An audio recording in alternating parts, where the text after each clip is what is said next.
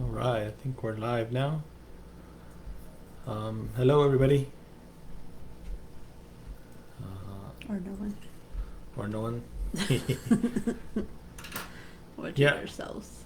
So today we're gonna kind of conclude our talk about the moccasins and talk about things Don't try to introduce yourself. going on today, and what's going on, what's happening. Have a little check-in with what you're up to and what I'm up to, and things going on in the world, I guess.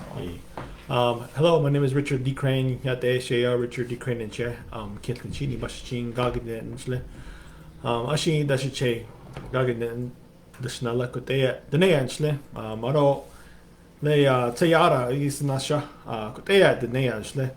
Hello, my name is Richard DeCrane. I'm here. As you can see, this is. Want to introduce yourself? Hello, my name is Karin Hiron. I'm Kichem Maya, and I am Richard DeCrane's wife, for those of you that don't know or thought he was single. I'm just joking. So I'm here today because I took the day off to celebrate Richard DeCrane's birthday with him.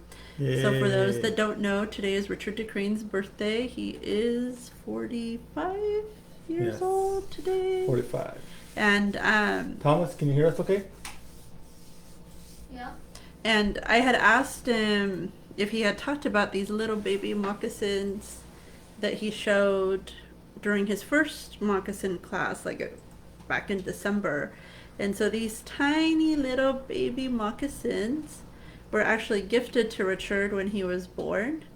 So if for those that don't know Richard in person, he's about 6'3", Yeah. a few 100 pounds, I'll take it. giant guy. So it's kind of interesting. Only 150. It's kind of interesting that these little baby moccasins ever fit him. They look giant close to my head, but I think that's just proportion. But they're actually, as compared to an iPhone, they're really small. Look at how little they are. So these actually fit him. These were gifted to him. One of his aunts on his crow side made them for him when he was born. And so, in case he had never mentioned that, that's where he got the idea to talk about the moccasins and make the little baby moccasins. And he finally finished the baby moccasins. So this is the finished product. It's so hard to... So this is them for a little baby foot. And have you decided what you're going to do with them, babe? I don't know. I'm gonna give them away, obviously. There's nobody in my immediate family is having a baby right now. But also the teaching is the first time you learn how to make something, or even if you know how to make it, the first time that you make it, you should give away the first one you ever make, like in a good way. So Richard's made moccasins for himself and our children and for people that have commissioned his work. But this is the first time he's ever made baby moccasins, and we're not having any more kids, so so he has to give them away. So are you going to do a raffle, or are you just going to pick somebody to give them to, babe? What do you want to do to these little baby moccasins? I don't know. I'd probably just give them away to someone that I know. I know a few people. Let's see, there we go. I know a few close friends that are having babies right now.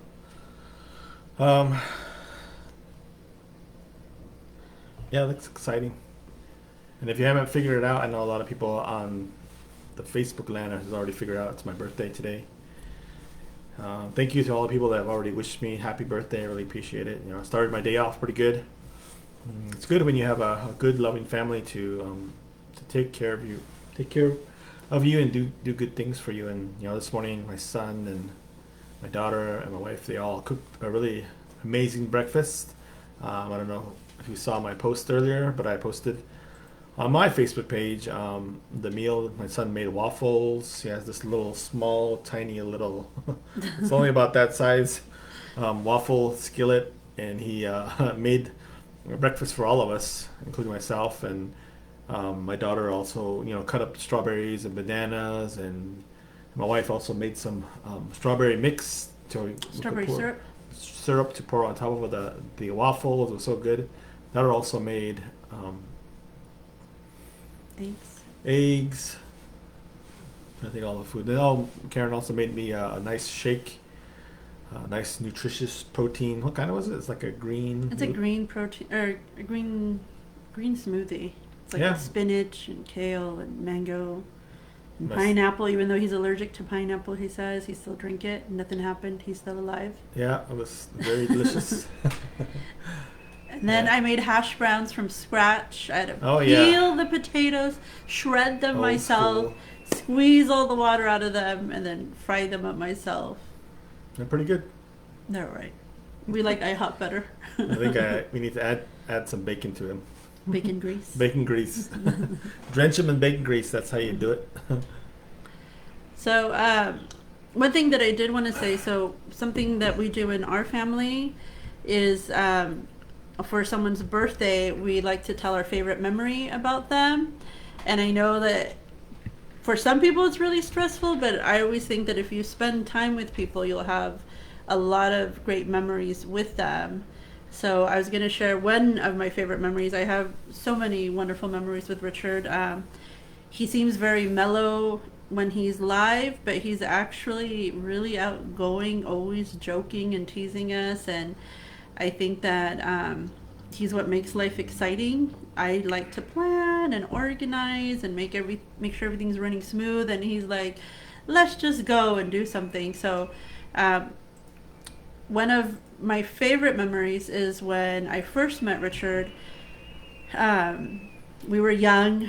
We've been together for almost a quarter of a century. So I was 20, he was 21, and we went back to the Navajo Nation to visit his family.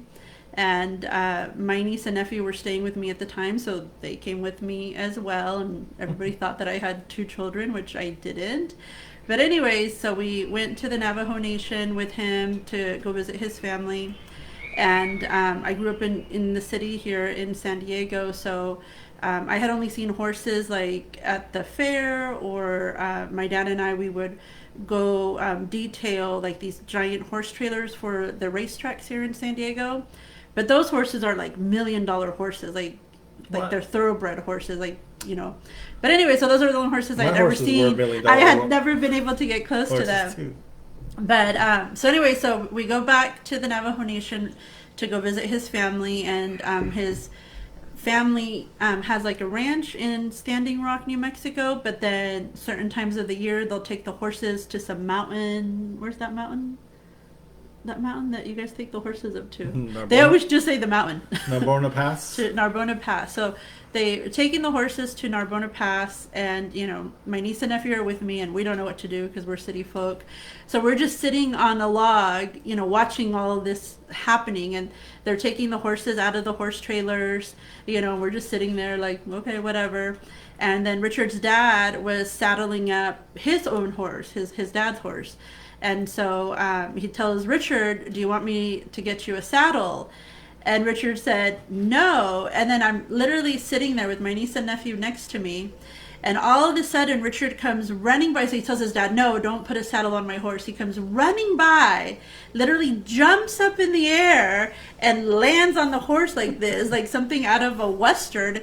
And me and my niece and nephew were like, like, what just happened? Like, it was just crazy to us to see something like that. Again, we're city folks. So for all you that like grew up on a ranch or on the res riding horse, like that's not something we see on a regular basis. But then I was shocked because he was just riding his horse all bareback, and his dad was over there saddling up his horse forever.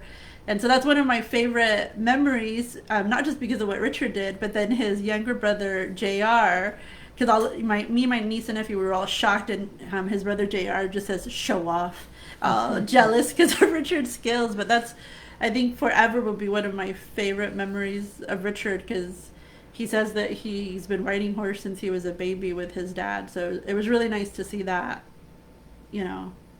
But that's one of my favorite memories of Richard DeCrane. Thank you.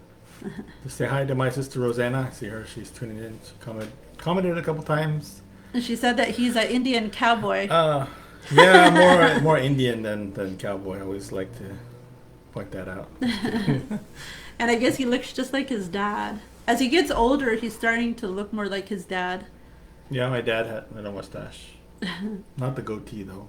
Just the This mustache. is my COVID beard that I'm growing. Are you gonna grow it out till COVID's over?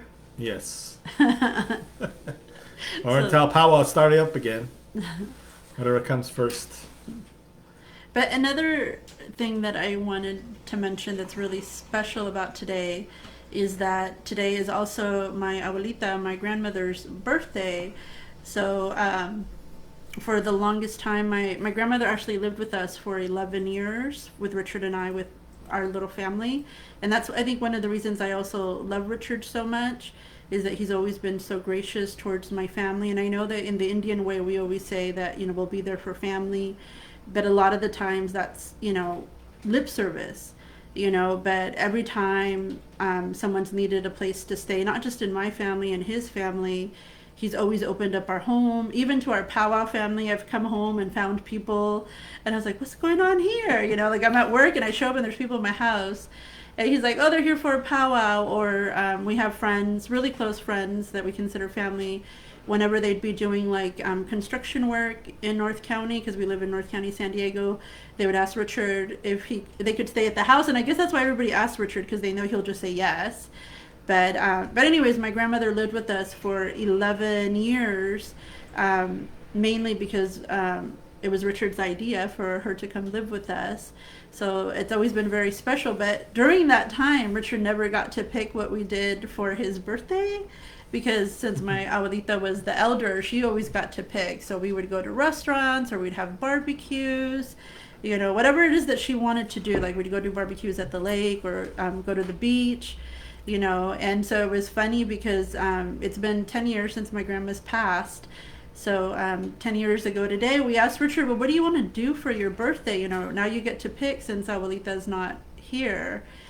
And he didn't know what to do because it had been so long since he got to pick. So we went to my grandma's favorite Chinese restaurant, remember? Yeah. And celebrated her life. So it's really special today, too, because it seems so interesting to me that two of the most giving people that I've ever met were born on the same day. So I think it says a lot about this date, January 19th. Yep, it's a good, good day to be born. I know my twin sister is also born, Kay. Miss Victoria. Some people call us twins. She's my older twin sister from another mother, just a little younger or older. And another father. And another father, I guess. But yeah, it's her birthday also today, and also I have a niece and a nephew that have birthdays today, and a couple of other friends that also have shared this day with me on my birthday. Hey, I think we all share the same birthday, and I think that's important for everybody to know that every day you share your birthday with a lot of other people, not just yourself. It's good to know. It's good to reminisce about Karen's grandma, all the good times we used to have. We used to party together because it was the same day, and we had a good time. And I remember one time we had our glasses and we took pictures, and I think my sister-in-law Iris posted that this morning of us, and it's a lot of good memories, good times, well spent. And she's moved on to the other side camp, and I really appreciate the time I got to spend with Karen's grandma. I really appreciate the time that I got to spend with my family, my grandma, my grandpa, and the family that right now I usually like to have a big party just to be able to spend time with our other close family that lives close to this area. And other times I get to spend time and go back home to New Mexico and spend time with my mom. I know my mom wishes me happy birthday this morning. I really appreciate it, but she had to go to work because she's on the front lines in Window Rock, actually in Sanders, Arizona, from Window Rock. They're actually vaccinating a lot of folks in that area on the Navajo Nation reservation, and so she woke up really early. I talked to her the other day because she was missing me, so I gave her a call. I know she just texted me, said she missed me, so as soon as I got that, I just kind of gave her a call and talked to her for a little bit, and then she was telling me that she had to wake up early. She's really tired, but that's what she's been doing. She's been waking up before 6 to leave her house to drive almost 45 minutes And then it's across almost snowing. and And it's across the snowing Navajo over Nation there. along the I-40 to this place called Sanders, Arizona, and administer to mostly the elders. They're giving them the shots, and there's a lot of complaining and a lot of bickering happening there. Just people unhappy with a lot of things, just life in general. But at least they're getting their shots, and I know my mom was there. Just wanted to give a special thanks to my mom, for having me and boarding me, and she always, as a kid, she always told me that I was a gift from Creator, or I was a gift, from that, she always cherished. And but at times, just like my sister was saying earlier, that my face reminds me of my dad's face, and I look a lot like my dad. But at the same time, she still loved me, even though my mom and dad separated when they were young, and my new dad took over. But anyway, I'm just starting to I digest. I mean, I digressed. Just kidding. Digress. But yeah, so my mom really loves me, so I'm gonna call her this evening and thank her for having me. And you should always think that, all of us. I think I heard this I went to this conference this past week, and one of the things that we talked about is the conference is about relationships and building relationships and all the relationships that we have, with ourselves, with how we grew up, those relationships as we grew up, as young people and as we were becoming young adults or young native adults. We had a lot of different relationships, whether it was with objects or with animals, with people, with close relatives, with friends. All those experiences, those relationships shaped us and made us who we are today, and who they're making us still today. If you think about those relationships and the building of the foundation of each person. But anyway, that out of that talk, that's one of the things that I got out of it was, we're all creators, gifts from the Creator. My kids are a gift to my Creator. I think about my daughter. We weren't supposed to be able to have kids when we were young, but I wasn't supposed to be able to have kids. and all of a sudden, there she was. She was Creator gave us our gift. Our daughter, I've always referred to her as a gift to us. She's my daughter. She's 21 now and going on about to be 22 here coming up soon. I know during this COVID, it's been hard for a lot of people, and especially for her, because 21 is kind of a time. She wanted to go to Vegas and eat at the buffets, like hang out with the adults, and eat the adult buffet at Valley View Casino. But she'll get her chance, once She wanted we to go get Richard because he travels so much. He gets all these mailers from people inviting him to go back to whatever casino he stayed at. So one of the casinos in Palm Springs had where you can get like a free cigar and like one of the Cuban cigars. And so she's like, let's go for my birthday to get this. And we're like, you don't even smoke. And the champagne. And then we're like, you don't even smoke or drink. She's like, I know, but they're giving it away, so let's just go check it out. So she's just funny. Yeah, because it was her birthday and she was 21 and she wanted to do that. I was like, oh, she wants a cigar. I said, okay, we'll do that.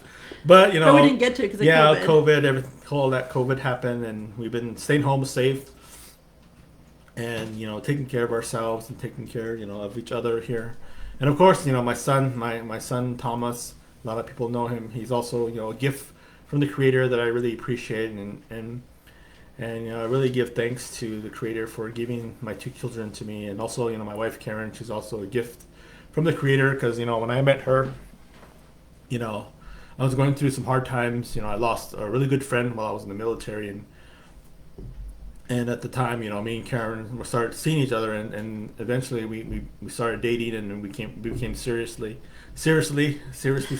But yeah, I just remember that time, that relationship. I had a friend that I lost, and losing that relationship, that young gentleman went on to, and when I was in the military, and he went on to the other side of camp, and I was feeling bad, and Creator helped me and brought me back up by giving me a gift of Karen to be there in my life, and she brought me back up and has taken care of me since then. And that's a relationship that had gone on, and then a new relationship that came in and kept me level, kept me insane.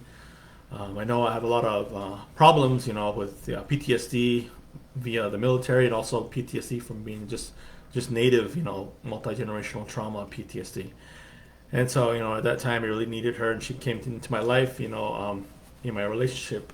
and it's over 23 years now. You know, my daughter is 21. I'm trying to do the math real quick in my head. He always gets it wrong. Yeah. And, Well, one thing he forgot to say is his friend Tyrone is who he's talking about that passed away, and talking about relationships and how important it is to have, good relationships, not just with your family, but with friends, and the influences of the people that we have relationships with. His friend Tyrone was African American. He was from the East Coast, and North Carolina. him and Richard met because they were in the same squadron. Is that what you call it?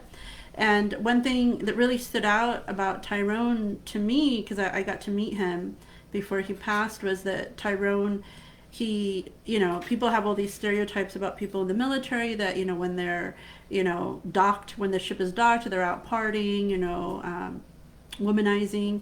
But Tyrone, he didn't drink, he didn't smoke, he came from a really good family, and very religious family. And he and Richard, since Richard doesn't drink or smoke, and womanizing is against his cultural beliefs, they built that relationship, based on, common values that they shared, and the importance of family. And they would go like to the mall or to the movies, or whenever their ship would dock, they would go explore whatever area they were in while, other people were drinking. And if that's what people want to do, then, that's their decisions. But, if that's not something that you're interested in, then it's important to find friendships with people that share your common values, that will motivate you and encourage you to uphold those values. And so I know that that's why Tyrone was so special to Richard, because they shared common values, even though they were from two different cultures. He was African American and Richard's Native, and he was brought up in the church, and Richard was brought up with his grandparents in the Native American church. But they still had common values that they shared. And I think it was really hard for Richard when he passed, especially because it was so sudden. There was no chance for closure. Mm-hmm. And so talking about relationships, it's not just the relationships you pick, like your life partner, it's the relationships that you have, with your family and your friends, and the importance of having healthy relationships with them, and also with yourself, having a healthy relationship with yourself, and doing that self-care that's needed. Mm-hmm.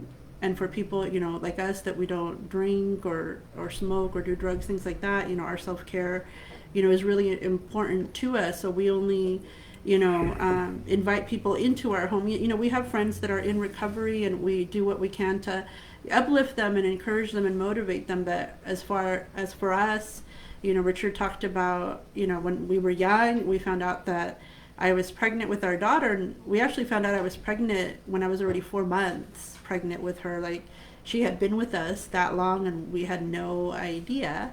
Yeah. But we made that decision to ourselves. We talked about what this meant, for us going forward, what was the changes that were going to happen in our life, with bringing a new life into this world, but what we were going to do for this child that Creator had blessed us with, and we made the decision that, we were, and Richard, hasn't done drugs or alcohol, but, obviously I grew up here in the city, with gangs and partying and all that. And so we, had to make that decision that wasn't going to be part of our lives, that we weren't going, or I would say I wasn't going to drink or party anymore, and that the people we were going to have around, our daughter at the time, because that's all we had, were going to share those same values, because we understand that there's some people that can drink in moderation, in social settings, and everything's fine. But for our experiences, drinking has always led to trauma. And so we wanted to say, like, it ends here. Like, we're not going to have that in our home with our child. At that time, we didn't know she was a girl, and that was making sure that we had, like, a healthy home for her to come into, that she was going to be building healthy relationships with the people that were around her, and it hasn't always been easy. Mm-hmm. We've gone out to eat with people, and, they know us, so they respect us, and people, have always asked us, I think one time and we don't drink or do drugs or smoke, but we like to have a real good time. We were at a Social Distortion concert, and for people that don't know Social Distortion, they're like a punk band, you'd say. Yeah. Rock band. But Yeah. anyway, so we were at I'm not a true fan, but we were at a Social Distortion concert, and my really good friend, my sister Elena, it was Richard, Elena, and myself, and she asked Richard, "Is it okay if I buy myself a beer?" And we're like, "Yeah, the kids aren't here, live it up, do what you need to do to have fun, like we're just here to listen to the music and maybe hit the mosh pit." But, like, I think, that really says a lot about our friendship, that she would take the time to ask if that was okay with him, and again, we're not trying to put our beliefs on anybody. We understand that there's people that can drink in a social setting and be okay, but for us, it's always led to trauma, so we just decided that's not something that we wanted in our lives. But, that is a really strong friendship for her to consider his beliefs, over her own pleasure. So that really meant a lot to us. So again, having healthy relationships, people that maybe not believe exactly like you do, but will support you, in the things that you want to do for yourself and your family. Oh yeah. Yeah. Every relationship, I learned something from it. Like from my friend Tyrone Rousey. I learned a lot. He kind of taught me how to be more expressive, with my voice, and how to, just really put it out there when you're passionate about something, to be really expressive and to voice my voice. And I remember that was kind of his teaching that I got from him. He was a good friend, and I appreciate him. I traveled the world and did a lot of crazy, goofy things with him, and at the same time we had a good time, and we did it sober, and we made it back safe, back home. And I remember the times, the Creator, had given me with him. I really appreciate that. And other relationships, just like I was saying with ourselves and the family that are around us, building good, healthy relationships. Even as a kid, I talk about in my talks. I talk about PTSD and multi-generational trauma and things that happen in Native America. Happened to me. I had firsthand knowledge of that stuff, and how did I cope? How did I get through a lot of that stuff? Drugs and alcohol and abuse of alcohol and things like that. How did I get through it? I managed through having relationships through like animals. I had relationships with my horses. They were there. I could talk to them. I could touch them. I could pet them, and they loved me. Without unconditionally. And my dog.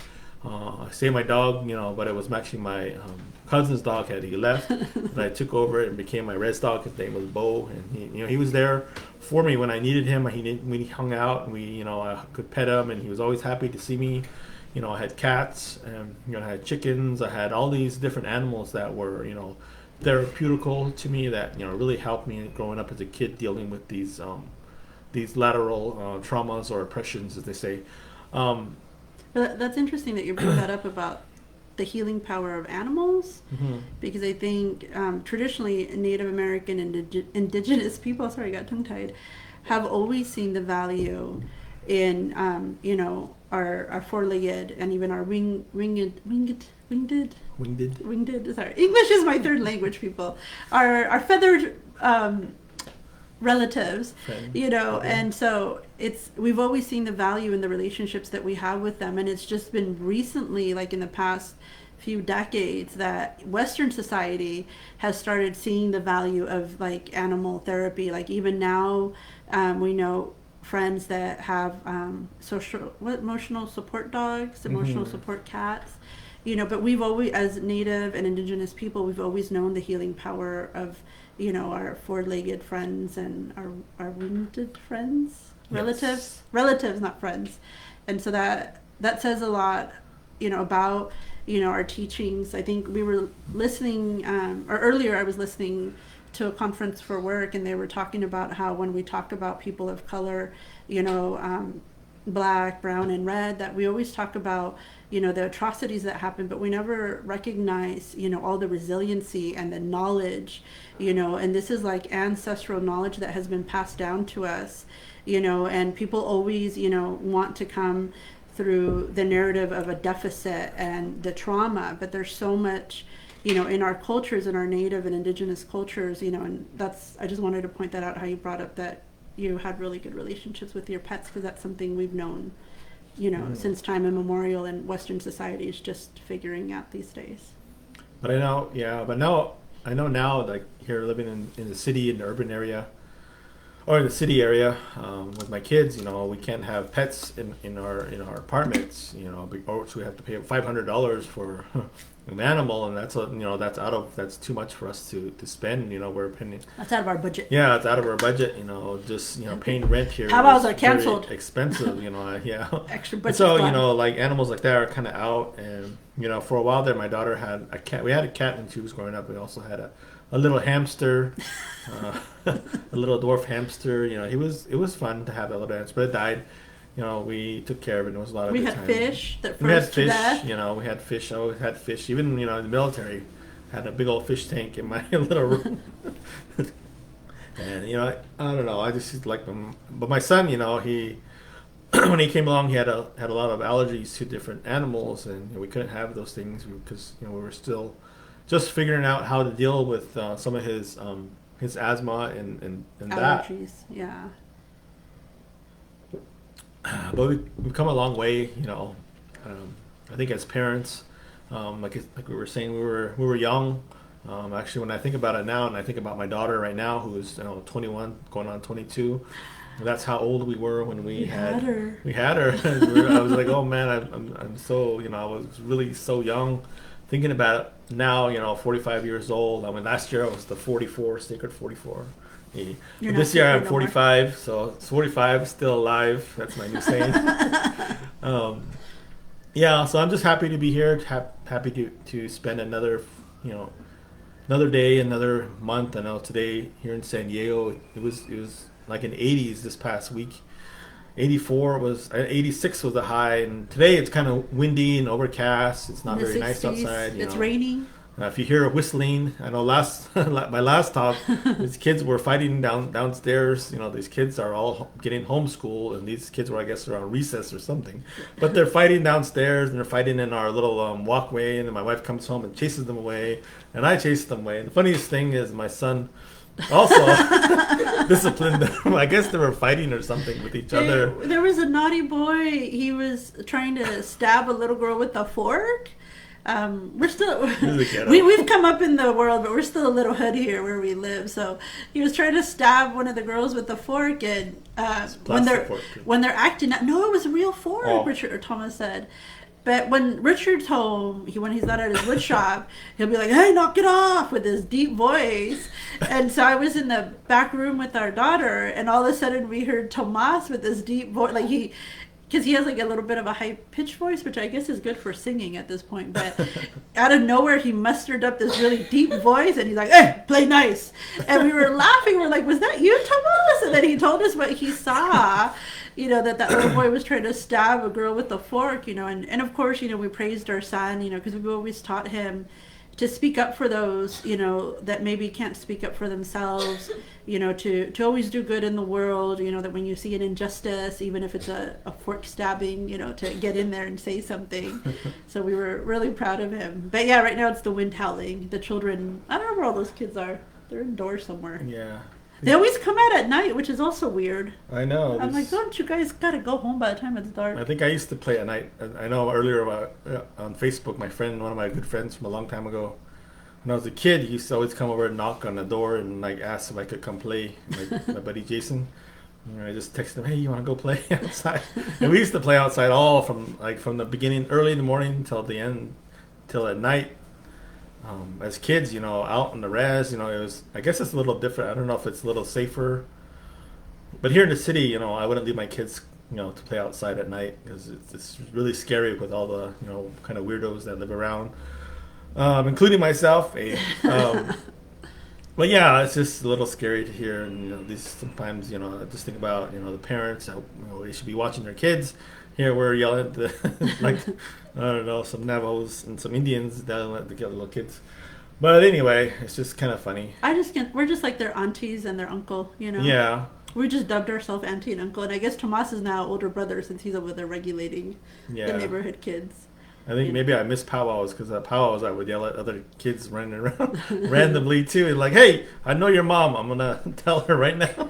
You shouldn't be playing in your Yeah, regalia. you should be crawling up that. Or take your feathers off before you mess around like that.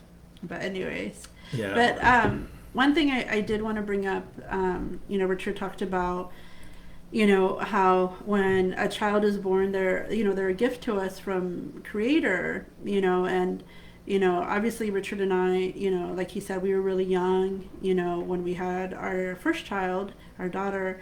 And so we've kind of learned as we've gone, and I'm sure we've made some mistakes, but we always, there's times, and we have wonderful kids, but, sometimes, they don't listen the first time, or they don't clean their room like they're supposed to, or wash the dishes when they're supposed to, or sometimes they'll even talk back because they got that Jerome gene in them, where they're just, a little hood, but, they'll talk back, sometimes, and we always have to take that pause, and before we talk to them, because we always want to speak goodness into them, and always remembering that they're Creator's gift to us, and I think about Richard, so we'll mention Richard since it's his birthday, that he's been a gift, obviously not just to his parents, to his mom and his dad, but to his grandparents, the late Frank and Mary Hannah of Standing Rock, they raised him, as their own, and I think how wonderful that must have been for them to have somebody with them, and he spent, all his early years up until like probably junior high, with them, and he learned all these things from them, all these cultural teachings and medicine ways from them, and I remember we had gone back to the Navajo Nation for like a birthday or a graduation or wedding. I don't remember what it was, but Richard had just gotten back from one of his many deployments to Iraq, and I don't speak fluent Navajo, so someone always has to translate for me. But we were at this family gathering, and everybody was there on Richard's maternal side, and I remember Richard's grandma, in front of everybody, because she knew that Richard had just gotten home, from his deployment, told everybody, that this was her son, that it was her youngest son, that she had raised him, and that he had just come home, and I remember thinking how special that is, that, she thought of him in that way. And I think that was the day that his grandfather renamed him. Richard was given a crow name when he was born, but that day was the day that his grandfather renamed him. And so I always think about that, like what a blessing he was to them. And I think about, I was raised by my older sister, Iris. She took care of me, when my mom was at work, or when my mom wasn't able to be there. She was always there taking care of me and watching out for me, and actually beating up people that were mean to me, protecting me, even hiding me so that I wouldn't get hurt, when we were in bad situations, and this was from the time I can remember. Like my first memories are with my sister. So I always think, of Richard's brothers. He has two younger brothers that he took care of, because his mom and dad were working. He would come home and take care of his, younger brothers, make sure they did their homework, make sure they did their chores, try to, share with them the knowledge that he had. So I think what a blessing he was to them, for them to have somebody there at home. When my sister left our home, I would come home and be all by myself, and that was a really hard time for me, when my sister left our family home. So I think what a blessing that was for his brothers to always have, an older sibling there to take care of them. So I think what a blessing he's been to them. And I think about, what a blessing he's been to our urban community. Like, we mentioned we live here in San Diego, and, Richard not only sings with the local drum group, but he does like cultural workshops, with the local clinic, and then with the universities, and people always call on him, and ask him for things. And a lot of the time, we understand that they don't have the money to pay him to be there. and don't tell anybody, but Richard will just show up if someone feeds him, like if there's food there, then he'll go. But then I'm like, did you at least get gas money? But anyways, I think about what a blessing he's been to our local community to share all the knowledge that he has, firsthand knowledge that he learned, living with his grandparents and traveling the Powwow Trail with his aunt Eklund and her husband, and I think, what a blessing that has been, for our local community, and there's a lot of kids in our community, that we've adopted, that, they've asked us to help bring them into the arena, so we consider them our nieces and nephews, and, always share, what we know, what I've come to learn, but Richard's knowledge with them, and I think about that, like what a blessing that is, for us to have our community here since, Richard can't be back home with his family. We've built our own little community here in San Diego, and I think, even what a blessing he is to his friends, my best friend, my sister, always likes to tell this story about how something happened to, was it her water heater, her fridge or something? I don't know. Something happened to something in her home and she was pregnant and she didn't even call me. Like I tell you, nobody calls me because I think, they know I'm going to say no. But Richard always says yes. So if you ever need something, call him. Don't call me. But she called him and he went over there. Oh, you got food. Yeah, he went over there and fixed whatever was broken. And then I called him because I was off of work. I was like, hey, I'm like, where are you? He's like, I'm at Elena's. I was like, what are you doing there? And he's like, oh, something was broken. She told me she'd feed me, so I came over here to fix it. It was her garbage disposal. Oh, her garbage disposal, So, I just think like what a blessing he is, and I know that these are cultural teachings that, you're supposed to be there for your community. You're supposed to be there for your family and your friends, when they call upon you and they ask something of you. But we've come to find that sometimes it's just words. There's no action behind it. And so to see someone that actually puts action behind those traditional teachings really, warms my heart. And anybody that's friends with Richard knows that that's how he is.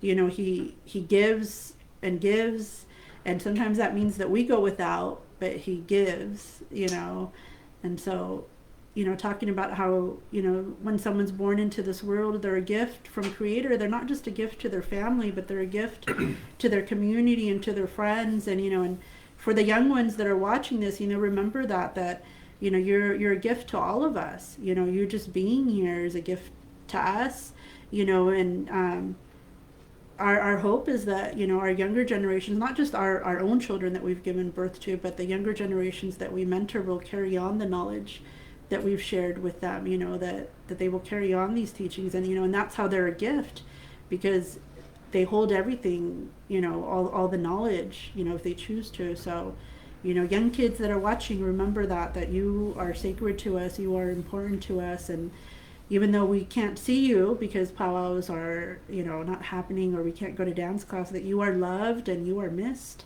We miss being with you guys. Yes, we love you. We miss you. All the kids, I have a lot of relationships with the kids and anybody, all my friends, I really want you to know that I love you and miss you. And hopefully, we'll get back together and we'll share good times again. I always think about some of the families that I've got to know, from the family friends, families.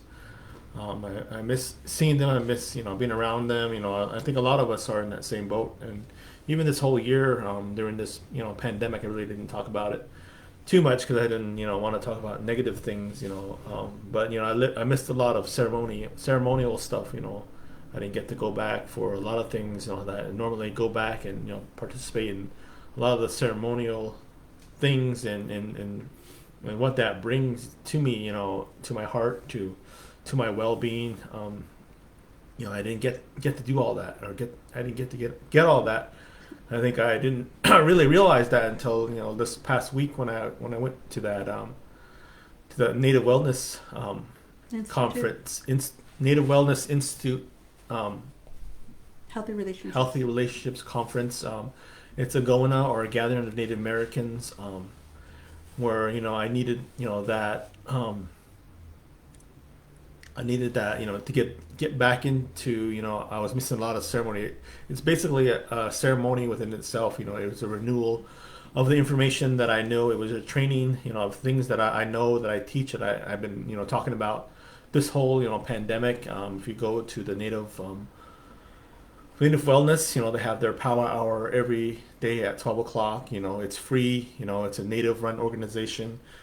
On Facebook Live? Facebook Live, if you're looking for something, to do or something to tune into that's good for you, good for your soul, holistically, they have a lot of holistically teachings that, if you get tired of listening to what I'm saying, listen to what they say. Like I always say, it's good to listen to not just one person, but to listen to multiple people, including your own relatives and other people, to get that different perspective, and to learn, to come together, and even to listen to some of the non-native stuff. We got to listen to a lot of this past weekend. Was Martin Luther King Day yesterday. Actually, we heard a lot of things. Even like thinking about Martin Luther King's speech. Listen to that and listen to what it really means as Native Americans. What it means for us.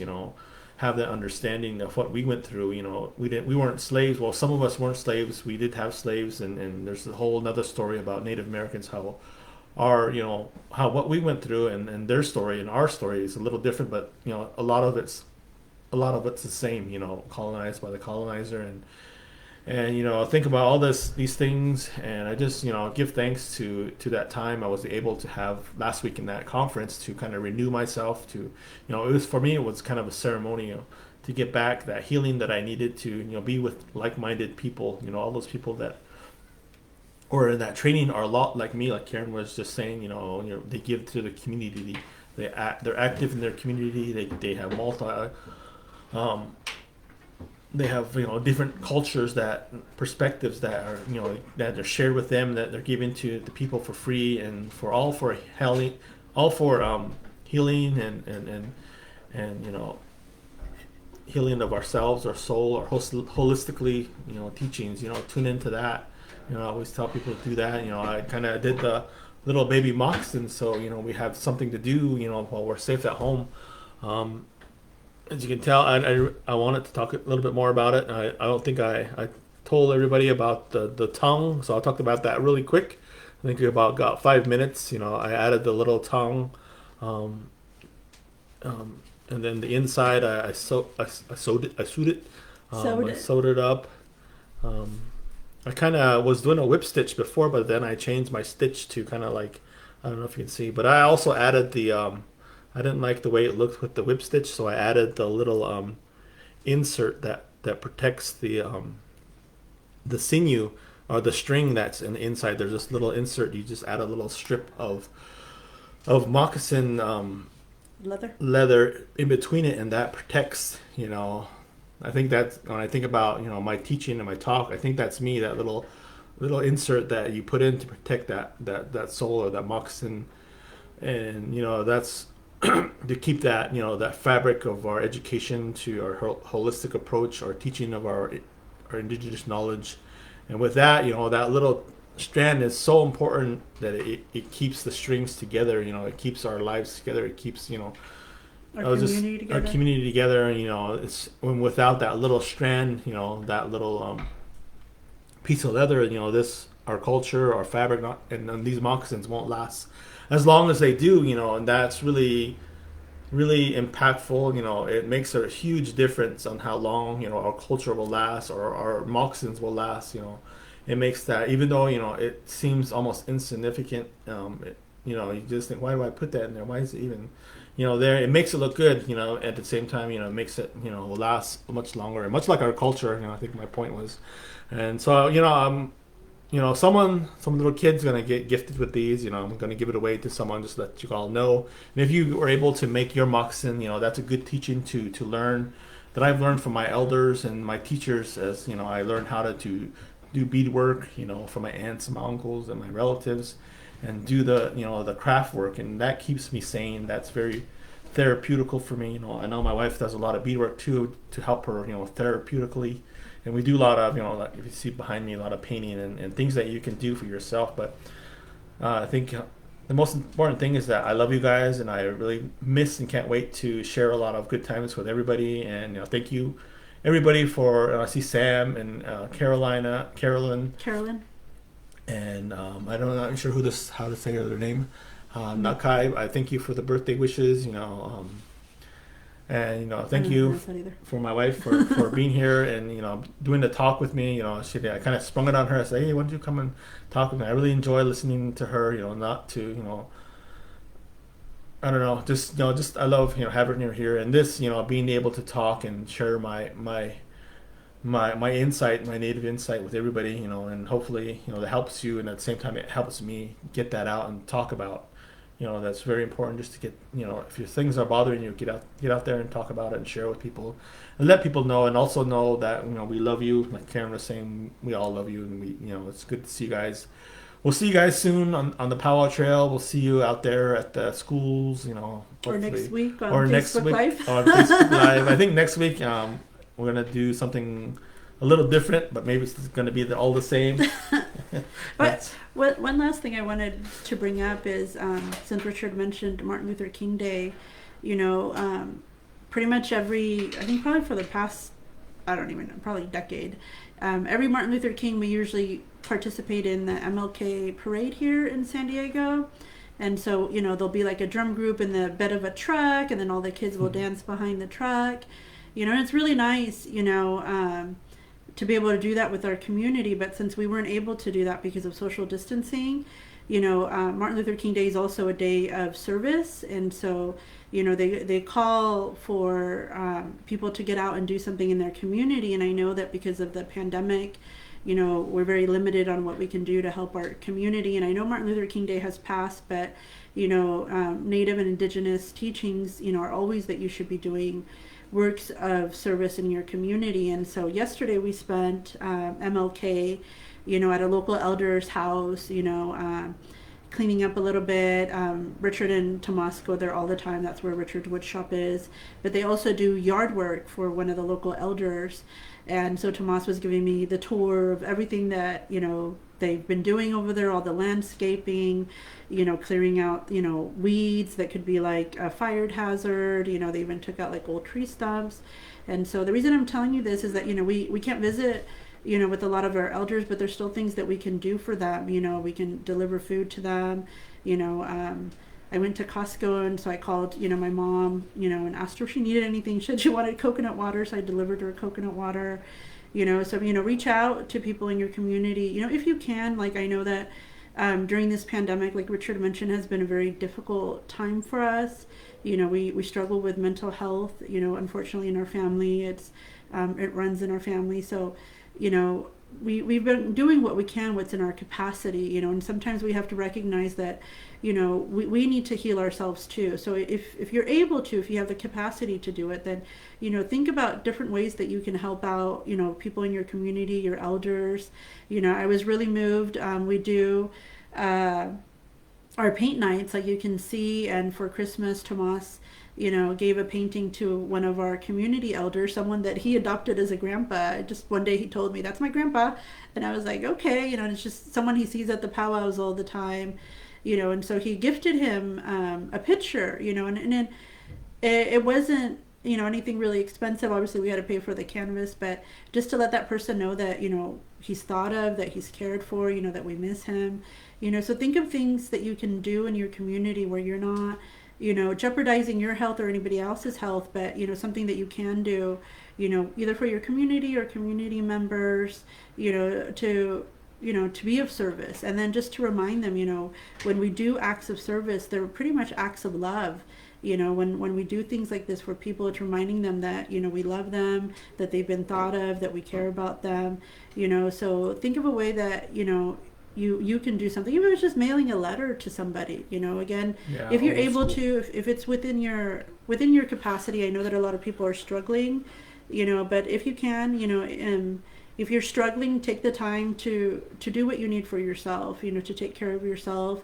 The most important relationship that we have in life is with ourselves. We have to heal ourselves, and a lot of the times, that for Native and Indigenous people, it's through ceremonies, but we can't do that right now. So, if you're here in San Diego, reach out to the San Diego American Indian Health Center, Southern Indian Health Center, or Indian Health Center out at Rincon.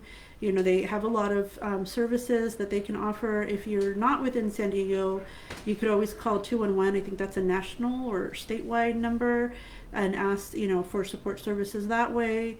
You know, if you're a native and you live any other part of the country, always, you know, reach out to your Indian Health Services. You know, if they can't help, they could at least refer you out to people, you know, and take that time for yourself to heal yourself, you know, to sleep, you know, to eat. You know, a lot of people say that sleeping is being lazy, but sometimes that's how our body recharges itself, you know. So do what you can to take care of yourself and take care of each other, and, you know, do what you can for our elders in our community. Yeah, the easiest thing you can do is just call someone. Like I was saying earlier, I just, you know, my mom texted me, she missed me, and so I just, you know, just automatically just started dialing and called her, and, you know, she needed me to hear my voice. And I also, at the end, you know, of the conversation with my mom, you know, I also needed to hear her voice, and made me feel much better, it made me feel good. You know, being able to just talk to someone, you know, that's really stop the spread of COVID. You know, that's the way to do it. Just give someone a call. You know, if you want to go old school, you know, like Karen was saying, you know, write a letter. But that involves a little bit of going to the post office and mailing it and doing all this other stuff that, you know, could be a little risky. But, you know, just giving someone a call. Also, clean your phone before you start talking, because your phone is very dirty. I know. A lot of people, I'll be in the bathroom replying back to all the birthday. Yeah, Richard, just that's kidding. Too much information. I never reply from the bathroom for anything, just so you guys know. I'm straight. But yeah. But I think Natalka, I'm sorry I mispronounced your name. She wrote, "The best way of getting out of your head is being of service to others." Mm-hmm. And so that is true. And your sister Rosanna said, "Love and miss you both, my favorite couple. You are both so easy to talk to. I'm blessed to have you both in my life." Oh, that's so sweet. Yes, I love my sister. So yeah, just talk to someone. You know, a lot of us just need that little talk. You know, we talk about suicide prevention. That's one way to prevent suicide, is to be able to talk to someone or give someone a call.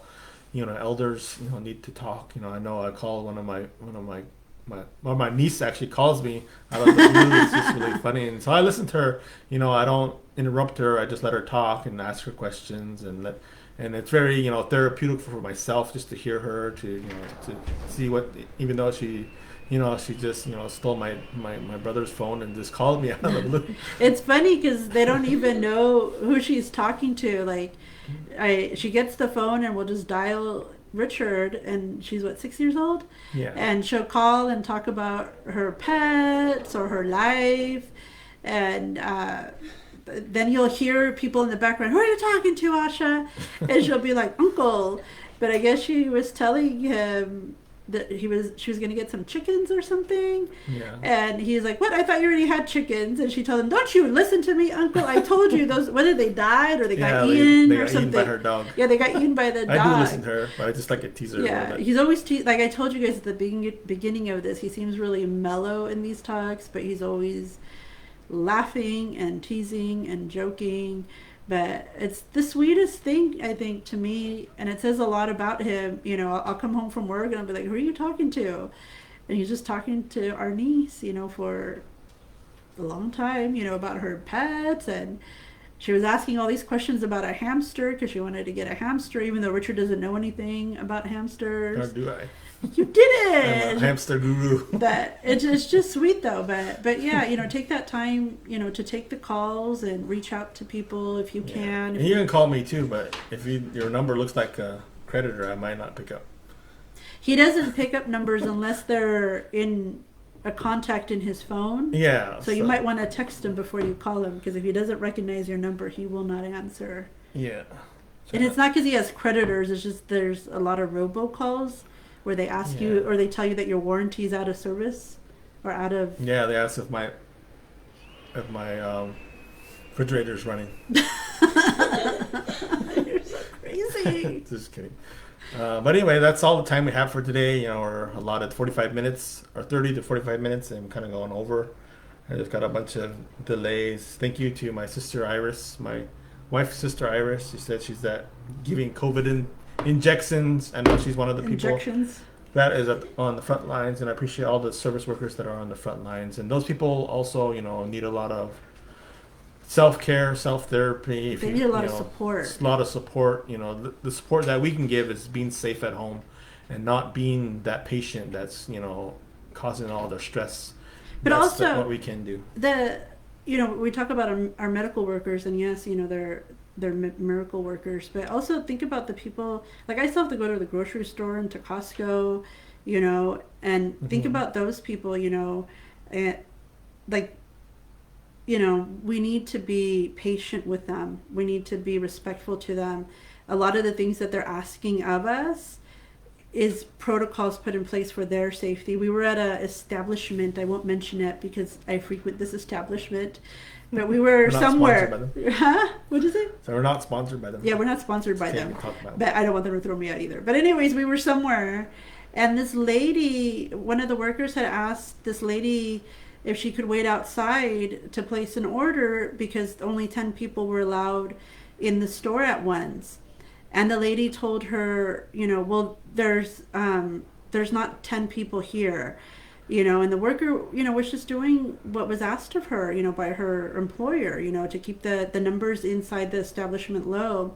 And this lady was really rude. And then under her breath, she tells her, you know, where did you learn to count? You know, or you obviously didn't learn to count in first grade or something like that, you know, and my children were with me, so I didn't say anything to her because I don't want to stress my children out, you know, by telling people what's up. But uh, I I was thinking to myself, you know, when we were leaving there, I was telling my kids, you know, that lady was so rude to that poor worker, you know, who has been there pretty much all day taking people's orders, you know, and it just really made me sad because, you know, these employees, you know, some of them don't have the choice to stay home, you know, like today I stayed home from work to celebrate with Richard. You know, I have that privilege and I acknowledge that privilege. You know, I worked really hard for that privilege. I went to college and got myself, you know, educated in a good job where I have that privilege to stay home if I please. But, you know, I thinking about my parents growing up, you know, they wouldn't have had that option, you know, like if they didn't work, we didn't have money, you know, and so we really need to acknowledge, you know, the people that are, you know, at our grocery stores and gas stations and restaurants, you know, really be patient with them, you know, and if they ask something of you, don't be lippy, you know, do what is asked of you because it's mainly for their safety, you know. We need to keep those people safe that are in harm's way every day, not just our medical workers, but the people that are, you know, they say our grocery stores are the front lines too. You know, our really good friend Jennifer, you know, works at a grocery store, and I always think Mhm. about her and pray for her every night, you know, because she has to be there, you know, she has, you know, a young child that she has to take care of, you know, and so really when you're feeling some type of way, always remember that that's somebody's child, Mhm. you know, and that was somebody's gift from creator, you know, really think about that before you react when someone asks you to wait outside, you know. So I just had to throw that in since Richard mentioned Yeah. our health workers. Yep. Smudge. You know, don't judge. You know, be good to yourself. Be good to other people. Be good to each other. Be good to each other. You know, life's short. You know, we only get a one chance at this life, and have a good time. You know, it's no. You know, don't be stressed about things that are, you know, are not worth being stressed over. You know, be safe. Take care of yourself. You know, wash your hands. You know, wear your mask. You know, stay safe. You know, keep us. Um, you know, just keep my people like my mom and my sister-in-law and all the relatives that are at the front lines in prayers and in your thoughts and like I said, just be nice. You never know what, you know, a person's going through. You know, be nice to them and listen to them. You know, care for them. That's all that we can do. You know, all that we can be humble. And I just wanted to, you know, end with that. Thank you guys. Appreciate it for all the birthday wishes. You know, I see my sister was responding or was on our live chat. I think appreciate her. You know, she, you know, has a. I miss her a lot because I didn't get to see her this year. You know, but at the same time, you know, I appreciate her. Just texting me or sending pictures and seeing photos and stuff like that, and I really appreciate that. And I want to say thank you, and I love you, love everybody. Thank you everybody for being here. Okay, and I'm just, let's go. Go net. Go on it. Aho.